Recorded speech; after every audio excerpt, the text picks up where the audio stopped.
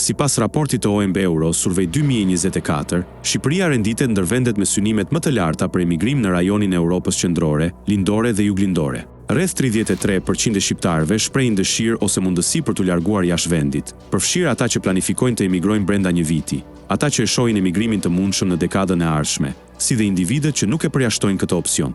Për krahasim, në Çeki dhe Hungari vetëm 7% e popullsisë kanë prirje të ngjashme. Të dhënat tregojnë se dëshira për emigrim afatshkurtër në Europë ka rënë krahasuar me periudhën para pandemisë, por Shqipëria dhe Maqedonia e Veriut mbeten përjashtime. Në vitin 2024, 10% e shqiptarëve dhe 11% e qytetarëve të Maqedonisë së Veriut deklaruan se synojnë të largohen brenda vitit, niveli më i lartë në rajon, ndërsa vendet e tjera qëndrojnë midis 2% dhe 5%. Arsyet kryesore që shtyn shqiptarët drejt emigrimit lidhen me mundësi më të mira punësimi dhe kërkimin e kushteve më të mira të jetesës.